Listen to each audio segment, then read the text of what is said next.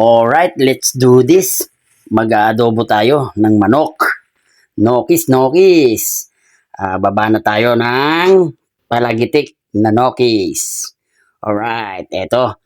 Igigisa na natin siya dito sa ating mga ginisang bawang sibuyas at luya. Alright. Panuutin muna natin yung lasa at aroma ng mga condiments na ating ginisa. Alright. Yung. Then, pagkatapos, halu-haluin lang natin. Halo. Yeah. Alright. Ganyan lang yan. Mekos lang. Para manuot sa mga laman yung ating mga ginisang bawang sibuyas at luya. Tapos, eto na. Pinimplahan na natin yan. Tinimplahan na natin ng konting toyo, suka, paminta, sili, tas takpan, at then yung konti pa. Ito na siya. Konting-konti na lang at malalagitik na siya.